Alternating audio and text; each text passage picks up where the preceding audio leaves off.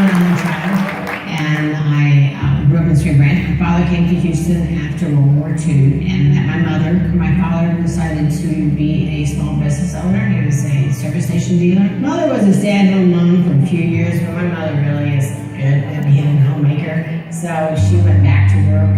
Well, very involved in Girl Scouts. My mother was a troop leader, and we had a pretty interesting troop when we were 11 years old. In the 6th grade, we all decided for our senior trip we wanted to go to Hawaii. So now you have to figure out how to raise money to go to Hawaii, correct? So mother found the gentleman who delivered eggs. That's kind of what I did for the next 10 years was sell eggs and raise enough money for our troop to go to Hawaii. Well, I think the thing about going to college, especially in my family, certainly nobody went, so I was just going to stay at home. But my mother did say, well, if you're going to go to college, you're going to do the whole thing. You're going to live on campus. Because I can't imagine what my school experience would have been like if I hadn't been in those dormitories, because the people I know, the connections that we have, those are still the people that I'm connected to today. And of course, at the time, there were only guys living in Oklahoma Hall and OB, and they were calling themselves OB gangbangers, still do call themselves OB gangbangers, and those became my friends. But what makes it extraordinary about that particular group of people, their golf tournament that they started in 1972 called the OB Open, and keeping that tournament going for over 40 years is pretty remarkable. My husband and I were able to make a large contribution to that. For 20 years, we had the after party in the backyard. From driving the beer cart to hosting the party in the backyard, that was my big contribution in the early days, was driving the beer cart. But so that was a lot of fun. I played on the beauty bowl for 2 years. I was on the quad squad. We won all-female intramural football in 1 year.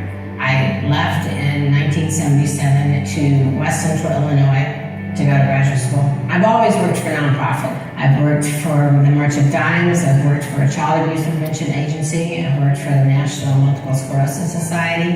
I went back to school in 2000, got a master's in social work.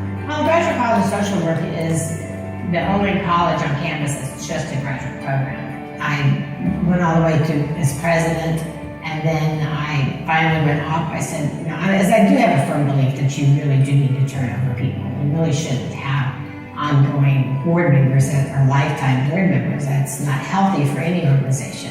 I was very reluctant to go back on when I was invited to come back, and so I did. But this time I really kind of found my own niche being the treasurer. I kind of enjoyed being treasurer and not having some responsibility, but not major responsibilities. Michael is my husband, who I met when I moved back to Houston, and we got married in 1987. I certainly wouldn't have any of this involvement any point level that I wasn't around. And I was very active when we first got married. I said I wanted to go to the University of Houston football games, and he said sure, and we immediately made a commitment to buy season tickets. I don't really deal with recognition very well. I like doing things. I like reaching out. I like helping people. I like getting people moving and doing things. I like trying to be the driver, but I do it just because I want to. I don't do it for recognition.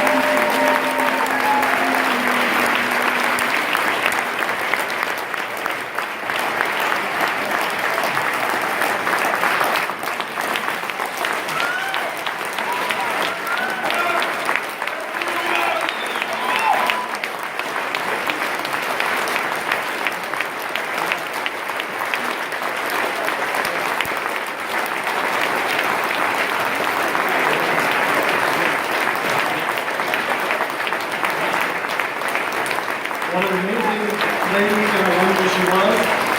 Barbara passed on February 7th this year. They say you can't cry and drink water at the same time, so I hope this works. Please join me in welcoming her husband Mike to the stage, presenting Mike with Barbara's Outstanding Volunteer Award, our past president Joe Pogge, and in from California, her good friend and distinguished alumni award honoree Robert Wool. Ladies and gentlemen, a big hand for Mike.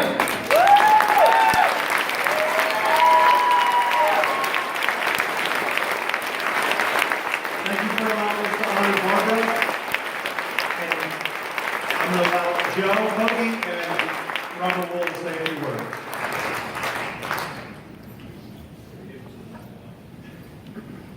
Yeah, they should have put a bottle of something else up here.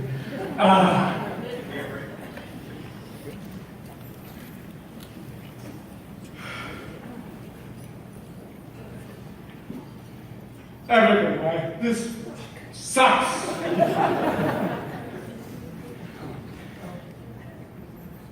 Barbara Perry, one word, inspiration. I got to the U of H campus.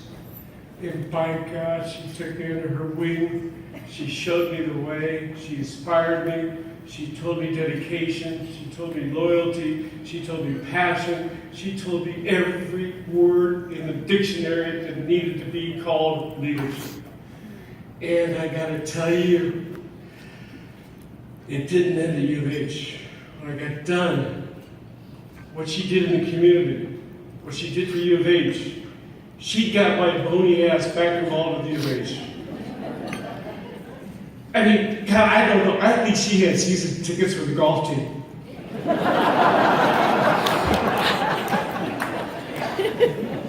I mean, she was Cougar Blue all the way through. I mean, she was just the best. If you didn't know her, I'm sorry. If you did know her, you were blessed like I was, because I had Barbara in my life. The good Lord gave me that time with her. And that time with her will never be forgotten. And that time with her will be taking me to new heights and new levels, because Barbara is an inspiration. So today, take that inspiration and go out and do something with it.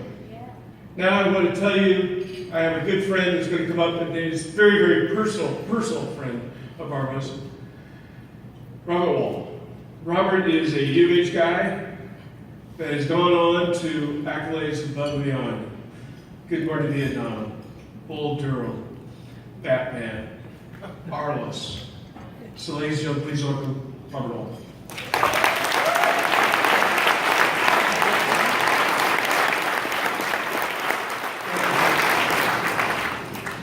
By the way, was I the only person who drank the salad dressing here? I thought it was a smoothie. I swear, I had a blue cheese smoothie. I never had that. I swear to God, I did. Mr. Sophisticated Hollywood. From all these.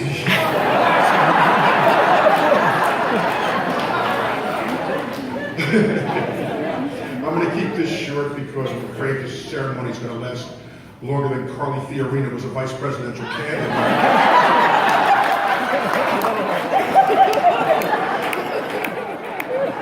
Did Matthew McConaughey really get $125,000? Shit, that's Hillary money. I arrived on the U of H campus as a freshman in the fall of 1969. I know what's a kid from New Jersey doing at the University of Houston, and they accepted me. That's the truth. That's the truth. There was a war going on, and I was somewhere. I was the only Jew rejected from the University of Miami.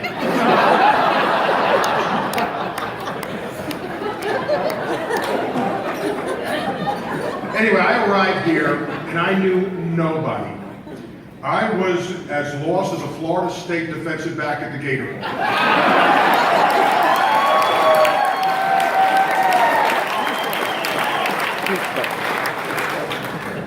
Damn, I wish I'd gone for that. And first person I met was Barbara Parrott. At that time, forgive me, Parrott. Since that day, 47 years ago, when I arrived here yesterday, I had never been to Houston without Barbara Parrott being here. I was assigned to a room in the quad, and it was there that I met Barbara. And if there was anything, if there truly is something as a #1 draft choice, she was it. I mean, whether it was gathering students to around the Cougars, to rally the Cougars at the Astrodome or Hofheinz, or organizing the Beauty Bowl game that you saw, or canvassing voters as she was supporting a first-time congressional candidate named Barbara Jordan. That was Barbara.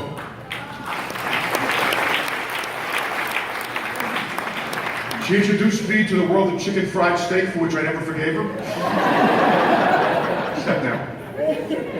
When some of us Yankees didn't have a place to go come Thanksgiving time, Barbara was the one who took us in. Back on April 22nd, 1977, I'm visiting Houston, and I get a call from my sister saying my father had just dropped in. It was Barbara who consoled me the rest of the day, making sure it was okay. As I said, this woman was fearless of criticism. Now, she had strong opinions. Mike, did she? I mean, both Mikes.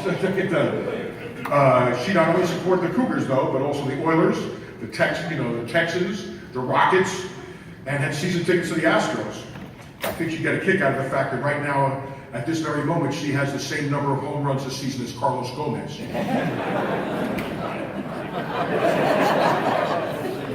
But boy, did she love U of H.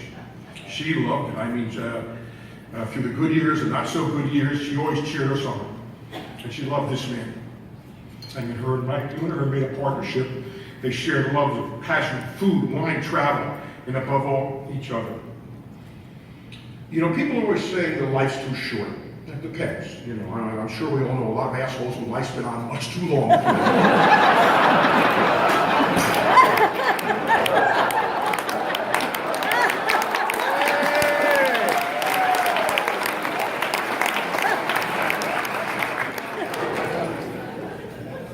But this is not one of them. Back in 2008, I wrote a piece for the New York Times just before the first presidential debate between Barack Obama and John McCain at that time, which was happening at the University of Mississippi. It's known as, I'm going to close the story.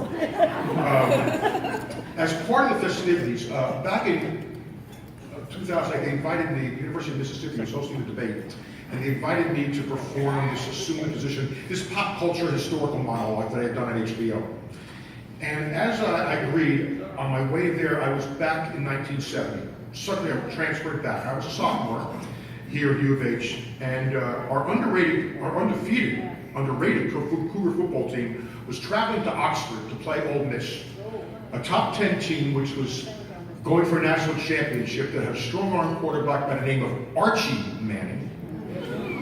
The Cougars had beaten Ole Miss for 2 years, prior to this, and Manning, along with the rest of the state, wanted revenge.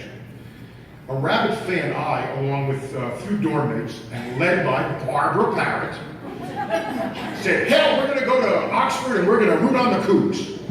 Now, I got to tell you, this isn't as easy as it sounded. Barbara said we were going. She got her mom's car. I think it was a Cadillac. Bob, what was it? Cadillac, right?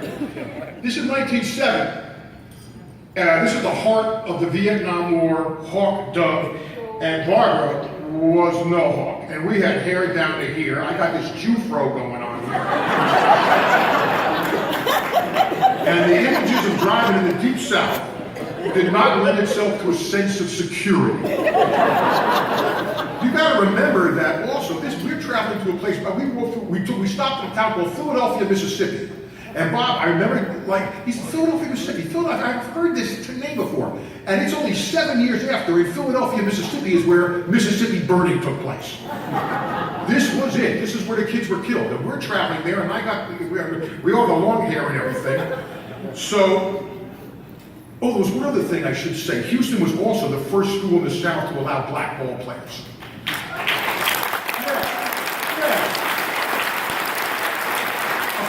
No small importance. Now, for the most part, the ride was uneventful. Once we got to Route 278, however, there was this one lane, two-lane road that was the only road in and out of Oxford to the school. Traffic was at a standstill. We suddenly found ourselves inside a very slowly moving lane. Cars decked out in rebel colors. We were receiving disapproving glances caused, no doubt, by their Texas plates, "Go Cougars." Barb was driving, I was riding part of the expression shotgun.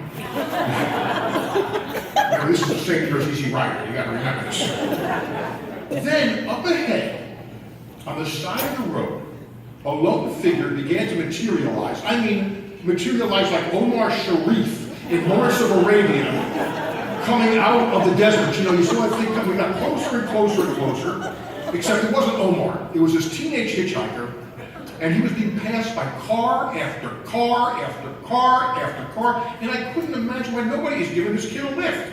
Was this some kind of hazing joke, or could it be that this kid was black? Barbara pulls over. Without thinking twice, she pulls over. Hop in. So now it's Texas plates, Go Cougars, a bunch of long-haired freaks, and a black teenager. We're rolling the dice now.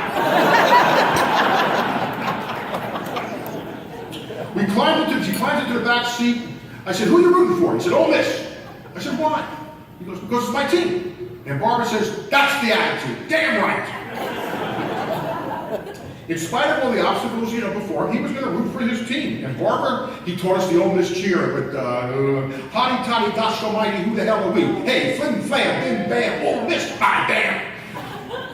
So we get to the stadium parking lot. The guy jogs out of the car. Forgot to ask him where he was sitting, which I certainly learned I didn't need to worry about, because he, along with the entire African American population, fan student body, sat in an end zone where a large banner read "Ole Miss Racism." Nonetheless, they cheer Ole Miss every play. And why not? It's their team. So despite being surrounded by the Ole Miss faithful, Barbara cheered louder than everybody for the Cougars. Unfortunately, Ole Miss, beat Houston. Archie Manning finally won the game. It was a hollow victory. We wound up breaking his arm in that game, and he didn't play the rest of the season, and we crushed their national championship hopes. But it was Barbara. Barbara was fearless. Just totally fearless. She was a champ. You talk about a true champion of the underdog. Somebody who would defy any criticism, was going to stand up for her rights and stand up, more importantly, for yours. That was Barbara. All I know is that I miss her so much. All I can tell you is, God, come September 3rd, you better not be a Sooner fan, because you're going to hear it like you've never heard anybody yell for U.S. football.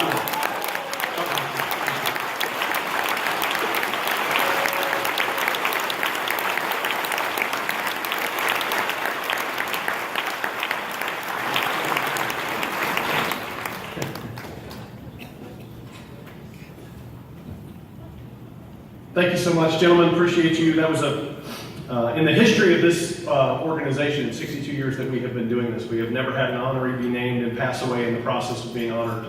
So we appreciate you indulging us in that wonderful opportunity. Now it's time to get on with our program.